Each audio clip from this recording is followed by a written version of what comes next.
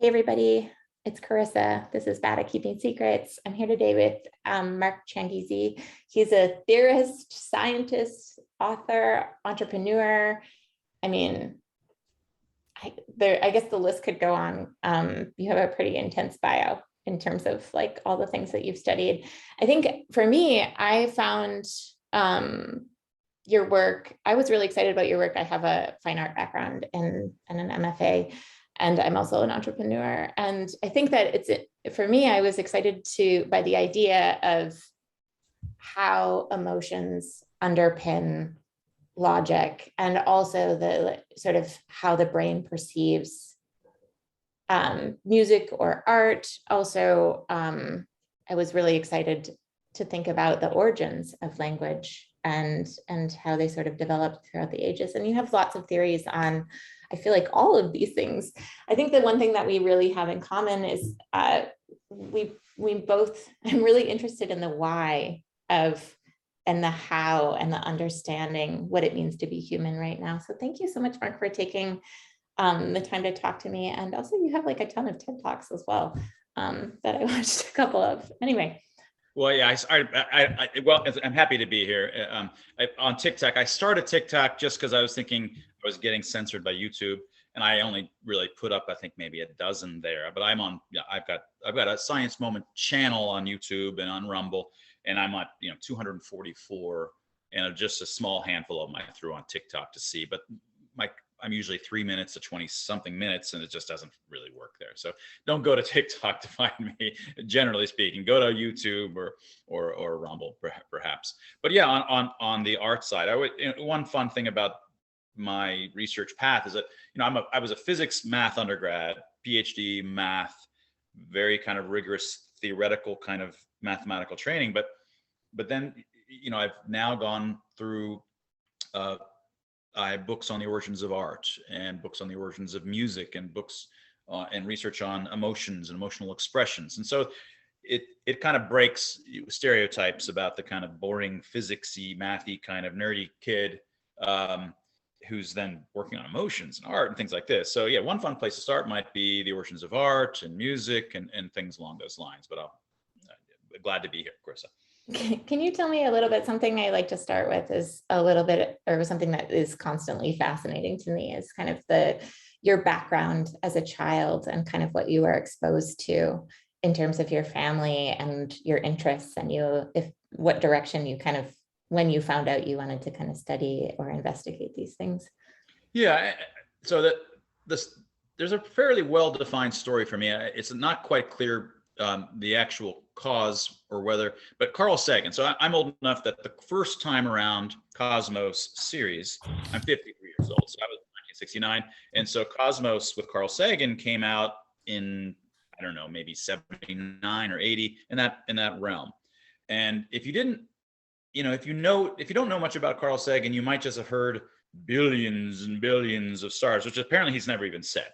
And then there was the more recent Cosmos, which was a nice Cosmos, better, was more my children's as they could watch. And it was the reason that Carl Sagan's version was great, and I think the new one was good too, but was that it was not like those PBS shows where they would go to a lab of some scientist at Harvard and talk to them in a black room where they're just sort of sitting there talking about their research or showing the lab experiments and being very careful about the science. The way that Carl Sagan did it was that he was religious about it. And he was atheist, but it was a very religious experience. And there were these dopey starship that he would sit in as it would travel the universe. And they would have this great Greek composer that had kind of dopey, but kind of cool music that really taps into that kind of religious, spiritual feelings that we have. And so I was already interested in the cosmos and answering the questions to the universe, but that was sort of my stated aim, and then that really sealed it. So watching that really motivated me, and I've met a lot of Cosmos kids that were in the same kind of path, that they were in physics. Physics were two kinds of kids: Cosmos kind of kids, which were in it for these kinds of spiritualicious, I always say, reasons. And then there was like the radio kids that took apart their radios when they were like 9 years old and like to put them back together again. Totally different type of person, right? they didn't see that really they were just good at that kind of thing, and it was more of a puzzle, but they weren't interested in that kind of big picture. So it was really, my aim in life has really always been to answer the questions to the universe, which is of course very vague and imprecise, but coming at it out of cosmos, you have the idea that no, in order to do these deep things about consciousness and brains and as well as cosmos and cosmology and things like this, you need to be a good mathematician, you need to be a good physicist, you need to have these kinds of hard, difficult stuff while you're an undergrad and grad to have the kind of toolkit that you need to do that. So that's kind of how I've moved forward with that in mind. You talked a little bit about Carl Sagan understanding can you elaborate on the religious experience that Carl Sagan had, or that you had in viewing Carl's work?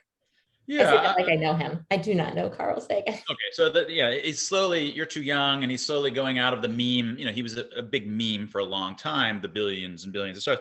So it's he would just, when he's talking about the science and the history of understanding the cosmos and different kinds of physics, fundamental discoveries, he would always package it up and like, and what does it all mean in the nature of the universe? And oh my gosh, like, isn't it amazing that there's stuff at all rather than nothingness? These kinds of ways of packaging it all up in a way that it was not about how it's useful for your life. It's not about how getting into the nitty gritty. It's really saying, just trying to make it poetry in some sense, really, and I think that you could have had a negative reaction to it if you were an adult at the time, say, this is ridiculous. Why would you teach people physics and math and the origin of the universe in this kind of dopey way?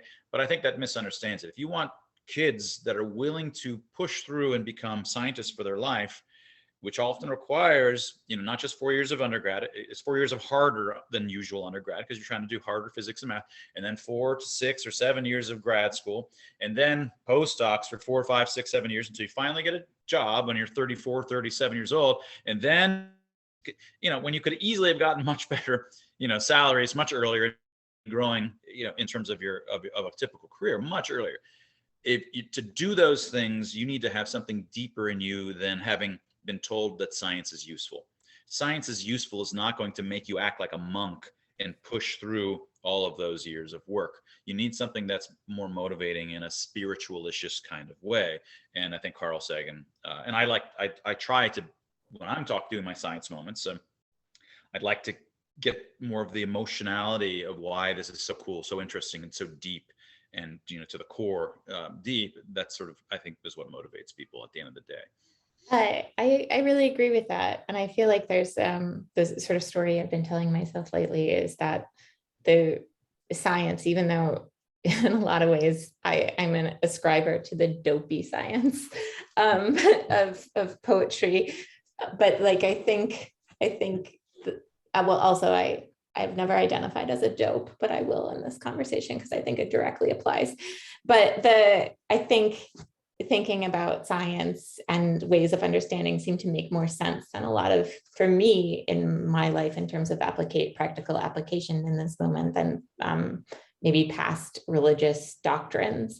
And I'm wondering if, this conversation is not about religion. It was something that I think about a lot, about how science and how we understand serves similar purposes currently in this moment as religion did in the past, potentially. Yeah, certainly I'm making that analogy in some sense in terms of the upbringing of a child who wants to go into science. I think it's useful to potentially give them that kind of spiritualicious feeling. But I don't think that religion itself serves the larger social, societal structures that religion does. And I've become, not only was I a young physics, math kind of kid, I was also a haughty atheist. Like that's the typical kid. You're arguing with your friends, oh, you're so dumb because you believe in religion. You're so stupid because it's obviously false. It's just not, the actual claims the religion is making are propositions that are clearly false. I think all of that's wrong-headed of my younger self to think that way. And coming out of the research that I've done for almost 15, 20 years on the origins of art, the origins of music, the origins of writing, the origins of what it is to be human today. Human 2.0s. We're not our biological human 1.0 selves. We're human 2.0s, which exist and subsist on this cultural technology that culture has evolved for us. And I can mention some of that in a second, but once you have this idea, my gosh, we have writing systems, not because we evolved to read, but writing systems culturally evolved over time so that letters look like nature in a particular rigorous respect. Letters have culturally evolved across hundreds of writing systems so that each letter looks like the kinds of contour conglomerations that you find in natural scenes. Like you have when there's some object that goes behind an object, like my, arm is going behind this pillow, you have my contour of one arm going behind the contour of this. That makes a T junction. And then there's L junctions and Y junctions and many different kinds of junctions. But then there's a lot of junctions that you could have, letters, but they never happen in nature. They never happen when there's just objects out there in the world. So I was able to show that the letters that you actually find across humankind have the shapes that you find in the actual contour conglomerations or the junction types that you find in natural scenes. Those are what your brain is already good at processing. So we evolved for hundreds of millions, tens of millions of years to be good at processing nature. So cultural evolution over time just gave us letter shapes that are what we're already good at processing, not the ones that we're not good at processing. And that's how we came to be able to read, because we never evolved to read. And I have similar stories, which I can talk about on how we came to have language, spoken language itself, how we came to have music and the arts generally. But since we were talking about religion, once you have this view about how because we never evolved to have speech, we never evolved to write, but our life right now is entirely wrapped around these new cultural inventions, so that we can hardly imagine what it's like to not have these things, right? But as a scientist, I'm just barely smart enough to ask and answer the question of, did writing systems culturally evolve to look like nature? And I could go out and test that, right? But I actually think that probably have religions, of which there's dozens of different kinds of religions, or 100 different kinds of religious-like things, if you generalize the notion to smaller tribes. Of the hundreds of different kinds of religions, they've also undergone considerable selection pressure over long periods of times, over hundreds of years to thousands, tens of thousands of years. And they've then potentially been designed. They've come to have this design in them that does things to our human minds and to our groups that we don't understand. And I'm not smart enough to deal with, how do you rigorously attack this, because religions as structures, religions aren't just a bunch of propositions. We think this is true, and we think this is true, and this big list. No, it's not about that. It's a whole lot of stuff, and about how you behave together, and the actions that you do together, and the ways that you come up with, the events that you do. All these tremendous numbers of things are all wrapped up and tied up into a bundle, and they do certain things to the communities and to the brains in those communities.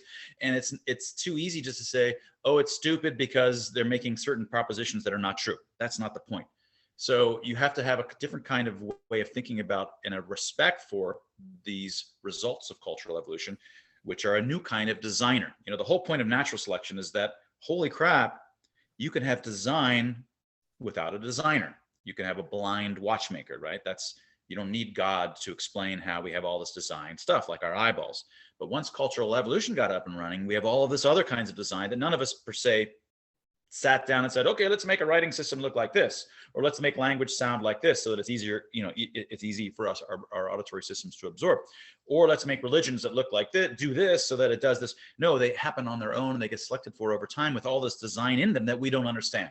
And then occasionally Mark Changizi was able to unpack what the design is in writing systems, because there's just like 3 contours per thing that I can kind of handle it.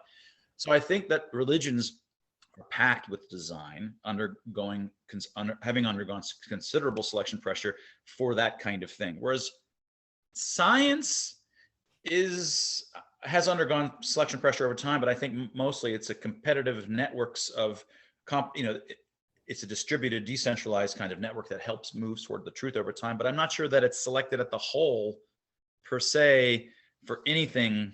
I'm not sure. I mean, there could be selection pressure going on, but I'm very skeptical that it's undergone selection pressure for the same kind of things that religions have.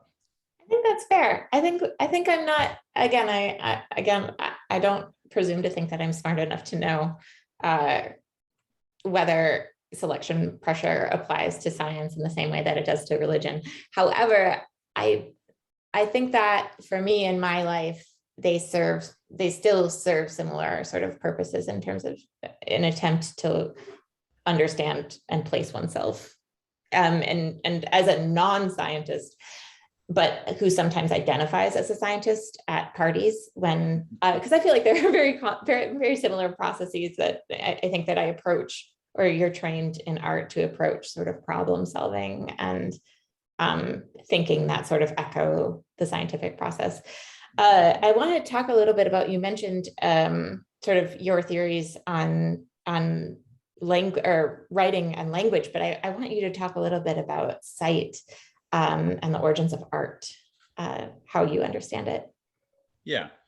You can hear me. Can you hear me? I can hear you, but I can't see you. Yeah, your visual just stopped. I just want to make sure that you could hear me before we continue. Oh, you're back now. So there was a little blip. I'm good? Yep, you're all good. Before we go to vision, I mean, I already mentioned one vision, but it's interesting that you mentioned, you're an artist and you see similarities in the way that you think about art to science. But I actually see the opposite similarities, and that people often say that, oh, art is so different than sciences, and we can't, like, there's this big chasm between them.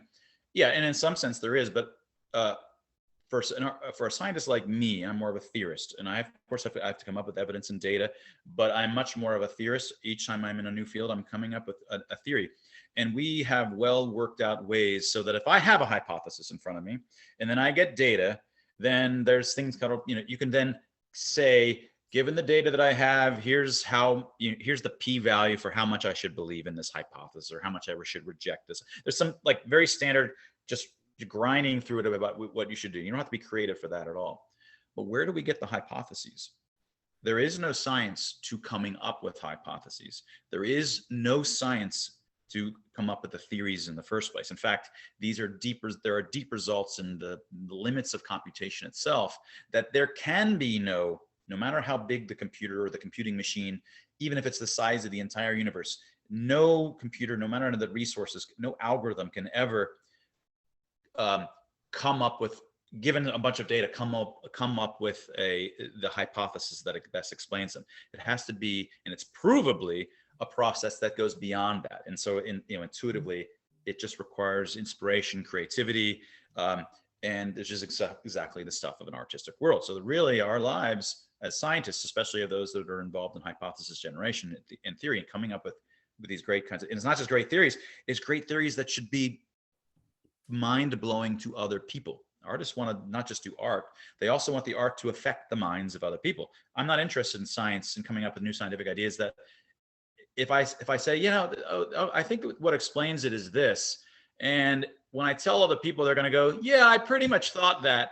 I don't even want to work on it, right? What's the point of working on something that after 5 years, people go, yeah, that's pretty much how I would have expected.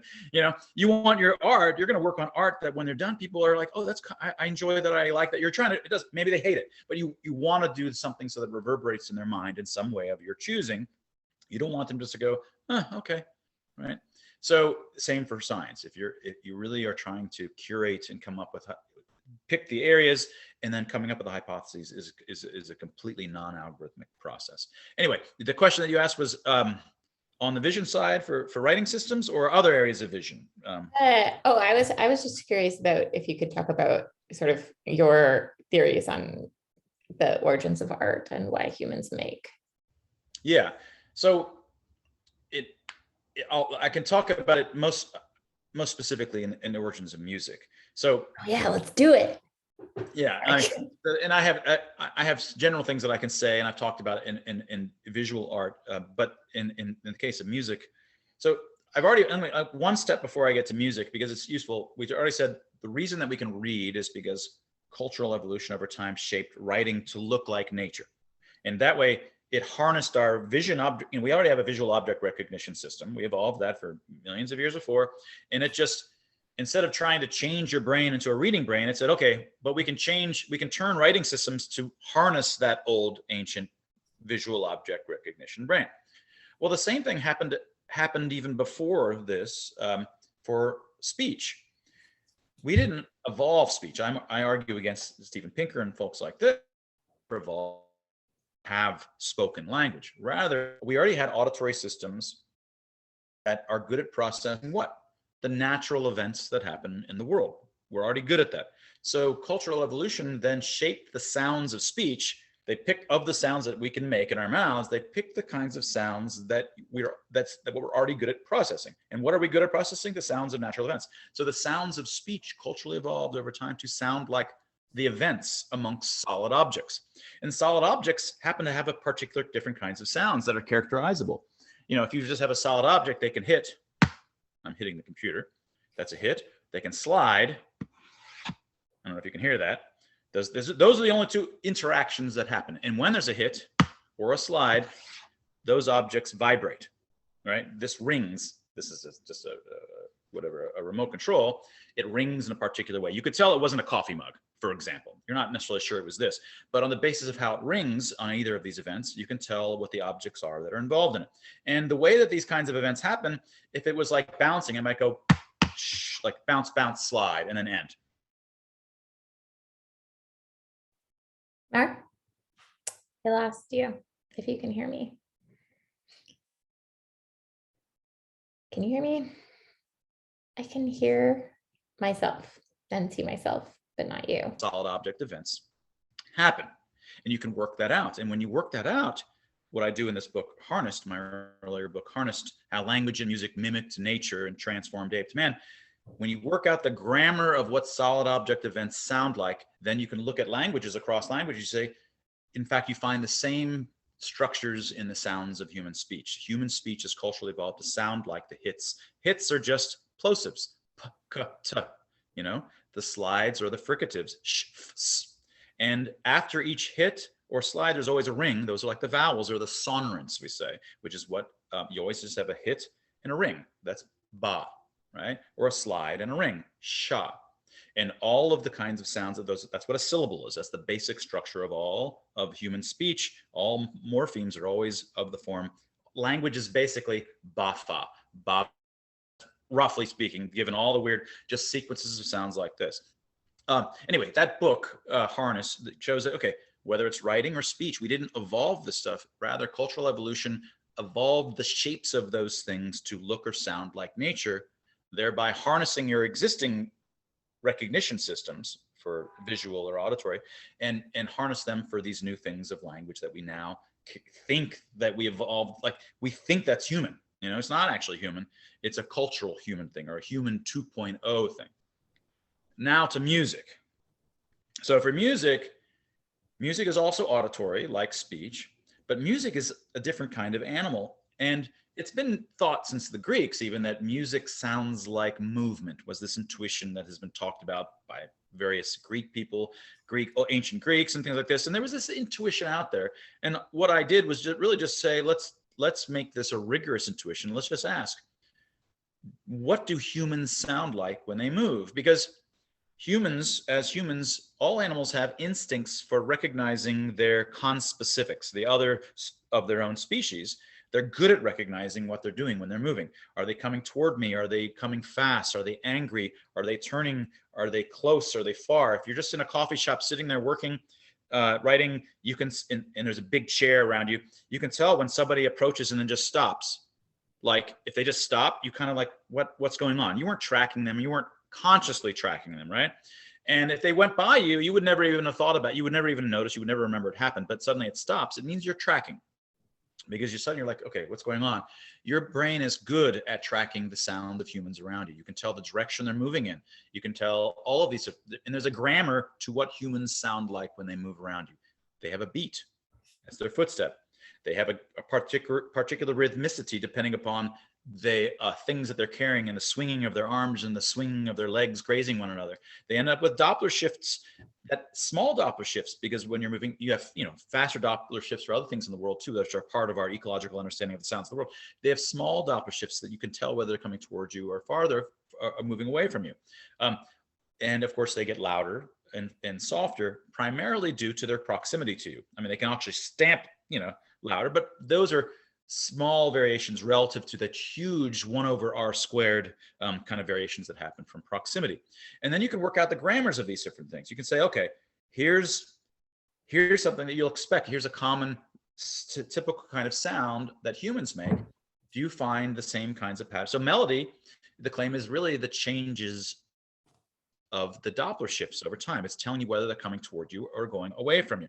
The loudness modulations in a song are going to be much slower scale. They're going to be over multiple measures because people can't get from really far and they get really close to be high volume and then really get far again in just like 2 steps. You can't have like loudness modulations on every quarter note, right? It just, I mean, and there's almost no songs like that. You're not going to go loud, soft, loud, soft, loud, soft, because humans can't move far and near for the most part. So you'll typically have, this is why the loudness modulations are more slow over several to dozens of measures. But the melody changes constantly because people can change. In fact, you can work out how quickly people change. They're moving. We actually measured from real soccer players how many steps it takes for them to typically turn 45 degrees or 90 degrees. And then when you look across the average of music, you can actually then calculate, yeah, humans, music is turning at the same rates.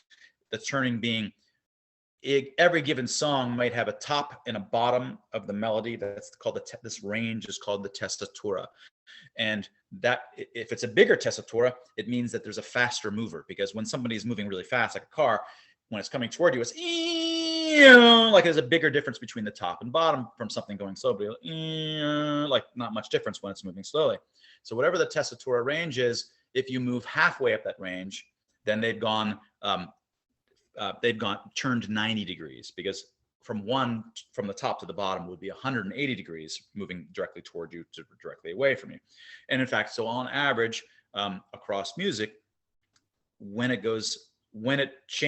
how fast does music turn by 90 degrees? It takes, I think it's 2 steps if I recall the data, and it takes about 2 steps on average to turn 90 degrees for real humans. So that's just one of like. That's fascinating to think about that. Yeah. So all of these different kinds of things at all scales is the kind of thing that you're trying to study. You see over and over again, wow, the sounds of music are matching the predictions that they'd make for what humans sound like when they move. So these composers, when they're doing these things, they don't think to themselves, oh, I'm creating Mozart's not like, okay, and now I'm making this music and it's going to be the sounds of Doug moving evocatively around me, but he just makes the sounds and it's tapping into his auditory system and creating these emotions in Mozart, which it's really, he's tapping into these human socio-emotional emotions due to what this fictional mover is doing. All right. So that's the story of the origins of music. Yeah. That's incredibly fascinating, and I'm sure you've heard that millions of times. It's so poetic to think about movement in the context of grammar and structuring these sort of subtle emotions that we don't, or at least I don't pay attention to, that I'm doing constantly. I was curious, how does this theory in your mind, because it seems like to me that these could operate in tandem with sort of how I sort of basically like very rudimentary, like understand different theories on the origin of music and language. Oh, sorry. I missed the where the question was in there. I kind of heard it, and then I missed the sort of the end of the question, I guess. Oh, it definitely could be me. So you're talking about how this theory was different than sort of other, maybe you mentioned Steven Pinker, and why your theory can't exist sort of in tandem, or where the differing points, sort of the differences lay, if that makes sense. Well, for language, on the spoken language part, the standard theories before me, and this helps sort of position this kind of I call this nature harnessing, this kind of general approach to makes sense. The language into music, into the arts, and to human artifacts generally. But for spoken language, it's often the place where a lot of the big gorillas in linguistics would argue about this. So we've got the big silverbacks like Steven Pinker and Chomsky, who historically were on the side of this most important human thing of language has to be an instinct. And Steven Pinker makes great arguments towards that, because over and over again, because look, we have instincts for language. We have instincts for this part of language and that part. And it's not something that you can just learn willy-nilly if there weren't already some kinds of instincts that it was tapping into. And so, because his opponent is the other point of view, which is just that we're blank slates. We don't have any language instinct, and there's no instincts in there. We're just the weird primates that can do all kinds of crazy stuff that we never evolved to do because we're really, really plastic, unlike other animals. That's the other kind of viewpoint. But so Pinker's right. We're not plastic. We're not any more plastic than any other animal. We're piles and piles of instincts. And so he's right about that. But what he's wrong is that the instincts that matter for spoken language aren't instincts that we evolved for language. They're instincts for processing the sounds of movement. The sounds of solid object physical events in the world. And what happened is that cultural evolution said to itself, okay, we want to give these humans, I mean, cultural evolution is not talking, but just to be clear, cultural evolution, imagine saying, okay, we want to get these humans up and running and talking and have language, but they never evolved to do that. So we've got to give them a language. Well, let's give them something that has to tap into something that they're already good at. Well, they're really good at processing solid object physical events. Okay, let's make language sound like that. So that when aliens, I have a piece in Wired 15 years ago or whatever, if fish were to be listening to what the humans were doing out there, the fish, because they would just think like the humans are mimicking the sounds of solid objects. Yeah, they're just going around like making weird solid object sounds, because solid objects are a weird sound for fish because they're familiar with these splashy kinds of a very different kind of repertoire of sounds that happen under the water. There's not as much hits and, I mean, there are hits and slides down there probably too, but there's a whole lot of other stuff. So this position is not we have an instinct for language, and it's not we're all blank slates. It's in between. It's saying, look, we're not plastic. We're just as instinct filled as Pinker thinks, but we don't have an instinct for that. It's because cultural evolution is very plastic and is able to some sense create things very plastically to fit our constrained, fixed selves. This is maybe tangential, but it kind of reflects something that we talked about earlier, and you were talking about the designer and designless sort of evolution. And I was wondering if you could maybe define the terms, because I think that for me, when I think about evolution or the process of or cultural evolution, it isn't necessarily exclusive, or it broadens, or it's a more expansive definition of what a designer is or how design works, if that makes sense. Well, all that I mean is in the sense, I mean, certainly in the case of culture, we do have individuals who are individually designing, of course. And so there's plenty of, I design because I create my own science ideas, and we have designers that are involved in designing houses and things like this. But nevertheless, at the level of culture, there's a lot of things that end up at the emergent level that end up to be designed when there was no designer. Just off the cuff, I mean, well, there's writing systems, like I already mentioned, which nobody designed. I mean, there's one writing system that the king of Korea in the 1400s himself designed, that writing system, and it happens to have been pretty okay, and so they stuck with it. But for the most part, writing systems aren't like that. There's no designer behind it, but it ends up being highly designed to look like nature with no designer. So in a natural selection, that's in some sense, that's one way of characterizing Darwin's discovery, is that you can get design without a designer, and should be mind-blowing, right? I mean, like, that's unfortunately a lot of people in the sciences often, even though they in principle understand it, often will say, if you go and say, well, this is designed, like your pruny fingers, like one of my discoveries is that, why do you get pruny fingers when wet? And it turns out they're optimized, that particular morphology is optimized to be rain treads, so that when you squeeze in wet conditions, they optimally are channeling out the water so that you don't hydroplane. In fact, you can work out mathematically what the particular morphology should be so that they're actually squirting out optimally. I mean, there's billions of things like this, right? And then they say, oh, but you can't talk about design because now you're putting in teleology into biology. Like, well, no, you're missing the point of the whole point of natural selection and Darwin's discovery is, yes, there's design everywhere. We're teeming with design. Are you going to look at where these incredibly engineered vehicles that can move around and do amazing stuff, right? You don't want to reject the design. The whole point is, how do you explain that design without appealing to God? And the idea is that natural selection can explain all that design. It's the moral is not that we have to reject that there's design. That's missing the point. We need to explain the design, not reject it. I'm glad you brought up finger pruning. I thought that was another sort of like, oh my gosh, aha moment when you hear about your research on that. But can we talk a little bit about, we're almost out of time, but color and the origins of why we perceive the particular spectrum that we do. Yeah. So as a quick background, dogs don't see in color. Other mammals don't see in color in the way that we do. They have a gray scale, black to white, and then they have yellow blue. So they have a two-dimensional palette. And when humans, mostly men who are colorblind, they usually have that kind of color vision. They have a weak third dimension that the rest of us have, that some of us primates evolved this third dimension of red-green. The colorblind, mostly men that you know, have a very weak red-green sense or no red-green sense. And so they're more like bunny rabbits and dogs and horses and all the rest. So the question is, why do we have this red-green dimension? And for 100 years, people used to say, well, maybe it has to do with finding fruit in the forest. And the argument really at the end of the day was, hey, fruit is colorful. And so maybe it had, and primates love fruit. So maybe it has something to do with that. There's tons of problems with it. It's not predictive at all of why we have the particular kind of color vision that we have. And the kind of color vision that we have is weird in the following sense. So when you're a dog, you've got a low wavelength sensitive cone.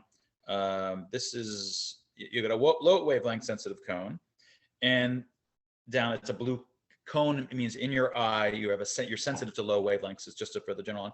And then you've got a high wavelength sensitive cone. And what happened though is that we primates have another one over here in the same spot. It's not like you might expect it's like sort of uniformly distributed. That's your camera has 3 cones, 3 filters, and they're uniformly distributed. Birds actually have 4. They actually have those shrimp, aren't there? Isn't there a shrimp with like 12? 12. Some of these other ones have 12. And so a bunch of insects often will have 4, and there's others even with 12. And the birds, but they're usually sort of uniformly distributed over the spectrum, which kind of makes just generic engineering design kind of good idea. But instead, we're like this. Like, why would we want these two like side by side? But it turns out, if you wanted to be sensitive to the oxygenation modulations of hemoglobin under the skin, why would you want that? Turns out if you want to see, so I had this idea, I think that it's probably more socio-emotional, that it's about seeing the blushes and blanches and other spectral states on the skin of other humans. We're the naked animal where we can see all of these things. And all the primates that have color vision are naked face, naked butt, naked in other parts of their bodies. The primates that don't have color vision are typically furry faced like your typical dog. But the key showing this, that the real was that if you want to be sensitive to these blushes and blanches, you need to see the blood under the skin. And in particular, you need to see the hemoglobin changes. And when hemoglobin gets oxygenated and deoxygenated, a very subtle thing happens to the spectrum that you can only see if you have this weird kind of color vision that I just mentioned with these 2 cones side by side in their wavelength sensitivity, because all the changes in some sense happen right there. So it has we have exactly the peculiar kind of color vision that helps us see emotions on bare skin. So, and they probably co-evolved. That is nakedness, like amongst, mammals, there are some hippos and other kinds of things that are naked for like water related reasons. We're naked for some other reason. Nakedness and color vision sort of are the opposite sides of the same coin and co-evolved together. And this is also why colors are so emotional. Why should just spectral things like colors, an alien might ask, why should they be so steeped in emotion, right? And they're all so steeped in emotion. They're steeped in emotion because they really are about emotions on bare skin of other humans. And so that's this earlier book, Vision Revolution, talks about this in one of the chapters in detail. And actually, one of my companies, we developed technology that helps color blindness because it optimizes that signal. We have vein finder glasses for medical personnel that helps you see veins better. And we actually have just my Free Expression Institute, in collaboration with that company, just sunwear that just lets you see emotions better on bare skin. It just optimizes that even better. Do you want to talk, can we, since again, I think I am actually now I said I'd only take a half an hour of your time, but the talking about expressly human. And I also wanted to bring up, because I think that the thing that potentially we have similar interests, but we also differ in, I think I should give you a little backstory about, I think, my personal life. I'm a very pro mask wearer, and I could be potentially, I think, a sheep. And I don't know if I would know if I was a sheep entirely. However, I have my daughter, who I was mentioning, has cystic fibrosis. And so from a medical perspective, since I'm not a doctor, we were really following the care team that has saved her life several times. And I think at the core, and I don't want to be presumptuous, that we both just want to do the best for the people that we love and care about. But I was just curious if you could talk a little bit about, because I don't have a lot of access to people potentially with your viewpoint in my particular enclave. Well, I mean, I've done a series in my Science Moment channel about, and I have a playlist of I don't know, at this point, probably 30 or so multi-dimensional issues on masks. And I don't believe masks slow respiratory viruses, which are smoke-like, but I don't really talk about that ever there, because there's plenty of other people making those kinds of arguments. And I think that there's cardiovascular harms, which have also been shown, which I don't talk about that either, because that's really, to me, other people's, I like to talk about stuff that only I would be talking about. And the very first, actually, I had started my Science Moment channel before COVID. I had done 51 or 52 of them, and then COVID hit, and I was like, I don't want to just keep talking about the same kind of stuff. It'd be like an artist, World War II comes in, and then like they're still doing the same old stuff they were doing before. Usually what you do changes when the weird world level events happen. So after 6 or 7 months, I started them back, and I said there's a lot of interesting psychosocial issues. I think there was a kind of collective hysteria that I've been on the forefront arguing. But my very first one was actually on one of the many unappreciated problems or issues with masks. And so that even if, so let's suppose masks work to such and such percent, you have to take all of the benefits still to decide whether to mandate them, right? Supposing that they work, still there's tons and tons of psychosocial issues related to them. And one of them is that when you put on a mask, you block your lower visual field. And most of us aren't consciously aware of it. I mean, you're maybe consciously aware, most of us, that your nose is in your visual field, although it's mostly gone, like it's sort of perceptually disappears. But if you go touch, oh yeah, you close one eye, you can see it. But even your cheeks are in your visual field. And you kind of can convince yourself of this, one, by just sort of going and just wiggling your cheek, or oh, it's sort of there. Yeah, it's at the extremity of your visual. That is, it's the end of your visual field. It's not like you see it per se, but when it wiggles, the edge of your visual field perceptually changes. And this is why soccer players, football players, especially in the United States, American football players put black on their cheeks. They're putting black on their cheeks because it reduces the amount of reflection off of their cheek into their eye, which is another way of saying it. Oh, well, that means their retina is getting their cheek in their visual field, generally speaking. So you want to minimize that. But it's not just your cheek that's in your visual field, but your lower, sometimes your own feet, so when you actually put it on, I covered my eyes. When you put it on and you actually just look where your visual field stops, it's maybe here instead of it all the way down here.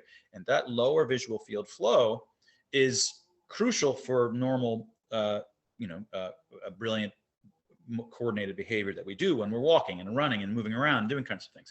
So every year there's about 800,000 people that die from falls. They're typically on the older side, or in either elicits a death after it, because often once you fall, A, B, C happens, and then they're out.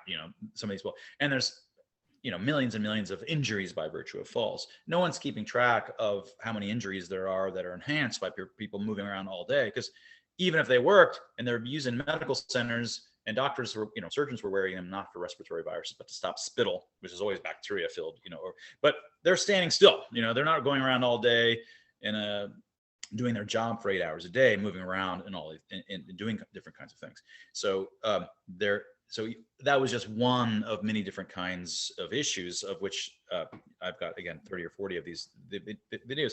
These all have to be taken into account when society makes top-down decisions about what should be mandated. Whereas in this situation, it was so much panic early on. There was only, on the scale of things, it was just COVID, and all the other things, if you mentioned it, you were deemed a denier. You couldn't talk about all of these. It's like, no, you always have to do cost benefit analyses, even if you're all on the same utilitarian page that society is justified to do whatever's the best utilitarian model, which I also reject, because I think civil liberties matter as well. You just don't have the right to do some of these, it's a violation of civil rights. But even if I don't have that view, all of these things have to be calculated, and almost none of them were. And so I've been big on that front for the last 2.5 years. Do you think it's just that the American public, though, couldn't understand the complexity of the decision making, and that there has to be some sort of experts out there that understand and are making those cost benefit calculations on our behalf? But there weren't. In fact, and even this week in the UK has been come out. Rishi Sunak, who's running for the prime minister, has admitted there were none. They did none, and all of these, and there were none here. It was all to. In fact, all of these, a lot of these scientific things were exactly against all of that was published from pre-March. The published documents said never do lockdowns. Rarely, masks were already debunked by but dozens of days before. Do that, but suddenly these things change, and one of the kinds of things I talk about is how these things change. How can the science change overnight? These are understanding the kind of so I've got a new research institute called the Free Expression Institute, freex.group. It's about understanding these kinds of psychosocietal forces. These kinds of forces, when they go through, they can suddenly change whole societies, giving them a new righteous notion of people who are not part of that group. The out groups are then deemed unclean, bad, evil people. And this happens in society after society. In Iran, where my family's from, if you're not a good Muslim, if you're a woman who's not wearing her hijab, her headscarf on her head in the right way, or a lock is coming out like my wife, my wife has a little bit darker circles. As a kid, she'd constantly get attacked because they thought that she was putting makeup on under her eyes, but she's not. She just sort of has naturally looking like she has eyeliner, things like that. The kinds of behavior that they have in those ways, and it's with people on the street that enforce it. Regular people on the streets, just your neighbors who are out there and so this is what we, as of March 12th, my CrossFit group, we were out there outside because we weren't allowed to the gym because it was not legal. We were out there on a field doing our stuff, social distancing. Some lady pulled up in her truck, yelling at us, attacking us. We all had to run away because you're killing everybody. You're killing everybody because you guys are out here, outside. So these kinds of psychosocietal forces were already shifting very quickly in mid-March of 2020, and it was frightening. And especially if you have coming from families and cultures that have fled exactly those kinds of psychosocietal forces. And I'm not saying that lady's a Nazi. No, all of these are the same. They always treat the people that are like this as infectious and unclean. Women who don't wear their headscarves are infectious to society. They hurt society. They're infectious. Jews are infectious. They had all these metaphors of infection. They're bad for society. The middle class, upper middle class, and Chinese Cultural Revolution, bad. They're infectious people. Anybody who knows them, all of these same kinds of treatment of the outgroups culturally evolve in the same universal ways. In this case, there really was a virus, but what you saw really happening, there was the same kind of universal new righteous kind of whatever you want to call this kind of a religion. They're not really religious, but just this movements with these new notions of outgroups. And so that's the kind of thing that we study at FreeX, because these are the ingredients of democide and genocide. And in the case of Iran, there was no democide per se, but it's still 40 years of being a second-class citizen for women and just generally not being a nice place. So these things, once they start, are very hard to undo. And so it's still to this day, you'll be run off the street and beat over the head and attacked just for letting your hair show. And they will argue to the end of the word that they're doing the right thing because you are an infectious danger to their society. So where's the sort of threshold for you in terms of what, I guess, in some, and maybe I'm reading between the lines in terms of like wanting to protect individual civil liberties versus understanding valuing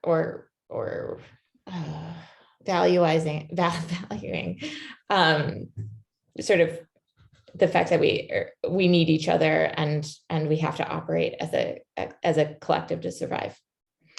Well, I'm on the radical end of it. It would have been almost interesting.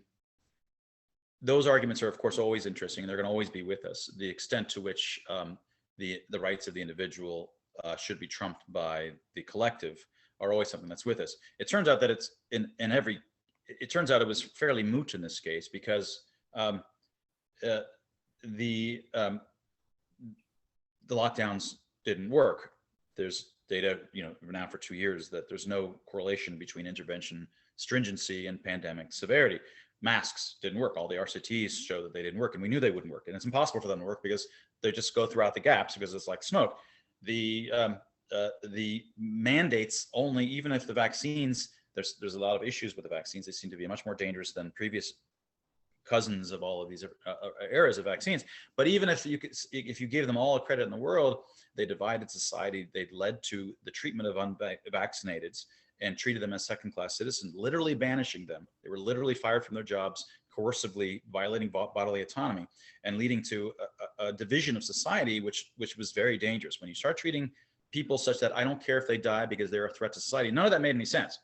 The whole point for why we had vaccination programs ever, even when it's presumed vaccines work and don't have any side effects, is that you don't push the unvaccinated out of society. The whole point is that by having 20%, 40%, 50% of the population vaccinated, then when they're all mingled together, because there's so many vaccinated people, when the infection hits them, it stops and it no longer spreads through. You have enough stoppage from all the people in the community that you end up with a herd immunity by virtue of having so many vaccinateds or natural immunities within them.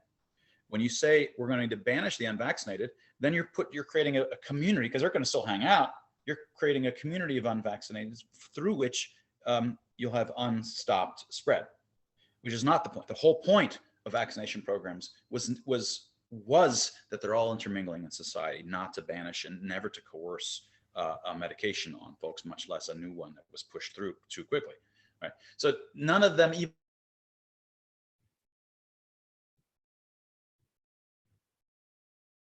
I lost you, Mark. If you can hear me, I can't hear you. Videos concerns. Sorry. So one of my most important videos concerns understanding cooties. Cooties sounds like a silly word in English, but understanding the way that we treat cooties. Cooties are this sort of gunky, infectious stuff, and how we have a natural instincts towards this is what drives a lot of these universal similarities across cultures in terms of the prejudicial treatment of outgroups. In this case, virus is in some thing. You say, well, it's a little bit like cooties, but it's not, because it doesn't spread that way. It spreads by smoke, which violates all of our sort of instinctual intuitions. It just floats in the room. It can sit there for 4 or 5 hours, and you walk in and you get it. It's not, so none of this elbow bumping and hugging, none of that makes any difference. It's just floating in the room all the time. You're basically bathing in it. So it doesn't, it's no more rational to have notions of cooties about it than to have people in Iran treating women as cooties for not having a headscarf on, or treating Jews as having cooties for being Jewish, or they're all equally irrational, but they all tap into the same kinds of psychosocietal things that lead to the same kind of cultural forces in every case. So those are the kinds of things that I argue, as opposed to a lot of people on my side, on the anti-lockdown side. They're mad conspiracy theorists who think that there's this group of shadowy forces that have all decided to create, that's a natural. And so half the time I'm arguing against those folks, trying to say, that's not what's going on. What's going on is not the WHO planned this from 2005 to set a virus free so that they could set up tracking so they could do whatever, A, B, C, D. That's not how any of this stuff works. This stuff is emergent phenomena, more like avalanches that happen, which you can't plan in advance. And then it's trying to understand these kinds of forces and explain it to both sides, really, of this debate. It's supposed to be really difficult for you to be in this position of having these really sort of strong theories. And I don't know, I mean, we're obviously referencing different data sets in our conclusions on why we're acting the ways we are, but to have to kind of be again in the middle of both of these communities. And I want to say that it does take a lot of it must be really challenging for you to be able to, or to have to fight for the way that you view reality, and have it be different than I've ever heard of. I mean, it's fascinating to hear your theories on this. But I guess I think in terms of what do you feel like? So I'm presuming that my audience are the people who watch these things, might be maybe in the camp of the people who are potentially placing moral judgments on people who don't wear masks or don't abide by lockdowns. How, if you had a chance to talk to them, what would you sort of say in terms of what they're missing that you can see? Oh, well, look, I mean, it is a big topic that given that there's not too much time here, one way I would just maybe say it here, which avoids getting into the whole morass, multidimensional morasses. Look, I've never been on the left or right my whole life. I've always been a libertarian, little L, libertarian. And I always kept my mouth shut. Other than talking about free expression here, I didn't really ever want to get into politics. I just thought this is the same old left argues this, the right argues that left is evil because of this, the right is evil because it's the same. It's just going to keep, ever since I've been alive, the same old stuff. I don't really want to get involved. So from my point of view, in early March, what I saw the left and I saw the right and I saw the libertarians. Everybody that I would respect on any of these sides, they started to beat as one. They all started to say the same stuff. And I was looking at the data, it's like, no, the infection fatality rate is actually this. Whereas people were publishing in these articles in business, they were comparing the infection fatality rate of flu to the case fatality rate of COVID, side by side. Case fatality rates are what's the probability of dying if you end up at the hospital and you've got a disease compared to just generally in the process. But they were confusing these things. And so you end up with something that's like 10 to 100 times more dangerous looking. And they're showing CFR versus IFR, completely apples and oranges. For example, that's just one of many things that the journalists were getting wrong, the politicians were getting wrong, and everything was so hyped up. It was spreading, these things were spreading around. When you get fear is infectious. If I'm afraid in the dark on the way to the car, I get you heightened up. Now you're afraid and I see that you're afraid. I get afraid. Even by myself, I can make myself more afraid, right? And these things happened at the network level. So for the first time in my life, I started to say, look, the left and the right and libertarians, they're all saying we must lock down, we must all at one. It didn't turn left and right. It didn't become a big left-right polarity for another 2 months. In fact, my first people that were on my side in early March were communists that I just got to meet them because I thought I was the only one who had this. This is crazy. None of this makes sense. This is not as dangerous as they're saying. Yeah, it's a real virus, but here's the actual numbers. It's a little bit more dangerous than flu, the average flu, if you're sufficiently old and comorbidity. It's actually less dangerous if you're young. We had good data from Princess. We had good data from China. We had data from Italy. And I just couldn't make any heads or tail. But finally, I found a few people that are communists. And communists at least understood that you can't freeze an economy. Freezing an economy is just to destroy an economy. You just can't freeze something like that. It's a living, breathing, constantly moving and circulating thing. And they were pulling their hair out as well. And communists are as far away from me intellectually on the sort of two-dimensional space of political positions, libertarianism at the top and communism at the bottom, because we believe in personal freedom and economic freedom. And the left is, I can't remember which is left, because it's always reverses things. But anyway, right. Left is over here, right is over here, or vice versa. And I'm up here versus the communists down here. But and everybody was suddenly down here. At all the left and libertarians were all saying, we have to completely be authoritarian to overcome this. And it was like, over time, through other psychosocietal kind of bullcrap, then again, the left and right, they started to become in different camps again, because that's just sort of something that happens on its own. But in the beginning, it wasn't like that. And so I guess the point that I would say, I spoke up for the first time and I said, I need to get politically out there because nobody that I used to respect seeing the reality of this. And to me, it was obviously collective hysteria, people raiding, and the entire stores were empty on the basis of this. It had all the hallmarks of collective hysteria, which is the kind of stuff that I hadn't specifically studied, but I'm good at these kinds of emergent phenomena, good at seeing them when they happen. I have experienced them myself as an Iranian kid. When the hostage crisis happened in '79, suddenly I was evil. I mean, my friends in schools didn't really care, but every news broadcast for several years and still to this day, Iranians are still the enemy, the unclean, dirty enemy. And all the Persian rug stores were Iranian rug stores. But overnight they said, screw this, we've got to change your name to Persian rug stores, because people don't realize that Persia is Iran. And so you could just see the whole of society suddenly started beating as one. Iran is our enemy, Iran is our enemy. And as a 9-10-year-old kid, I was like, this is freaky, and so I see the same kinds of hallmarks. So I came out not as a left or right, different. Later became that the right sort of shifted more into this than the left, but that was 2 or 3 months later, So, that's how I ended up now speaking up for the first time, and something that turns out to be political and shouldn't be a left-right thing at all. It's just about authoritarian versus liberty / evidence-based medicine, a kind of approach that I take. Well, Mark, thank you unbelievably much for taking the time. Also, Expressly Human is really fascinating. Like, if you found any part of your of this talk or any of your videos, like conceptually engaging, expressly human definitely delivers on that front.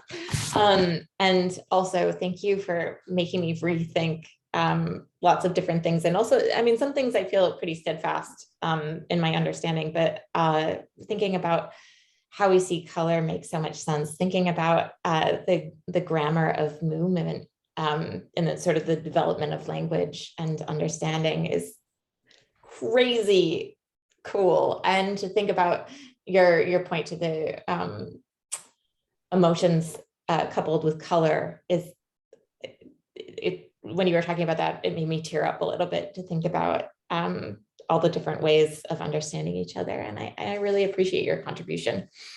Well, it's great to be here. It's a pleasure getting to know you and getting to talk with you. You too. Thank you so much. Take care.